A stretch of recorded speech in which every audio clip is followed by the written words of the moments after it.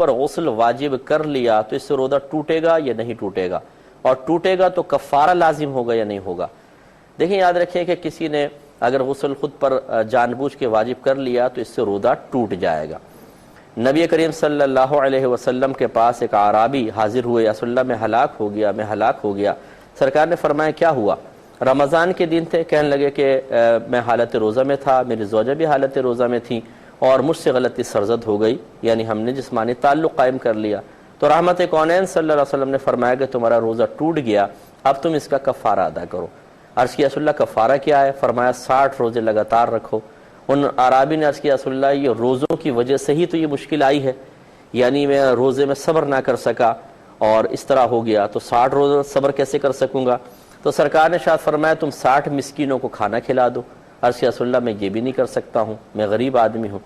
تو رحمت کونین صلی اللہ علیہ وسلم نے فرمایا کہ بیٹھ جاؤ۔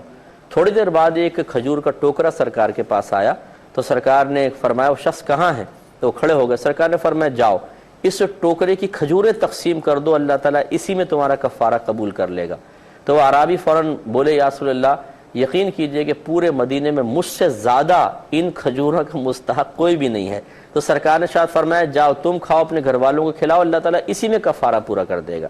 تو خلاصہ کلام یہ ہوا کہ معلوم ہوا کہ جسمانی تعلق قائم کرنے سے روزہ ٹوٹ جاتا ہے اور کفارے کا سبب بنتا ہے۔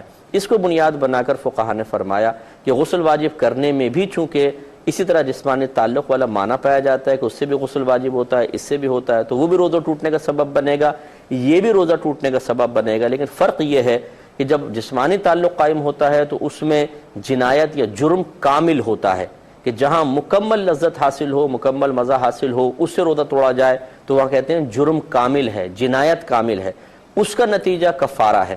اور یہاں پر اگر خود اپنے اوپر غسل واجب کیا جائے تو اس میں بھی ایک یک گنا لذت تو ہے لیکن کامل نہیں ہے، تو لہٰذا یہاں جنایت ناقص کہلائے گی، اور جہاں جنایت ناقص ہوتی ہے وہاں کفارہ نہیں ہوتا بلکہ صرف قضا ہوتی ہے، لہٰذا اس فعل پر قضا ہے، روزہ ٹوٹ جائے گا اور قضا ہے۔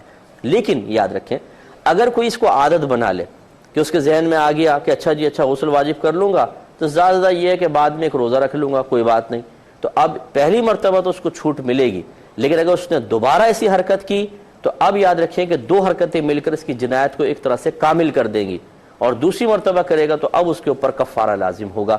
یہ اچھی طرح ذہن میں رکھا جائے۔ ایک مختصر سا بریک لیں گے، ہمیں یقین ہے آپ ہمارے ساتھ ہی رہیں گے۔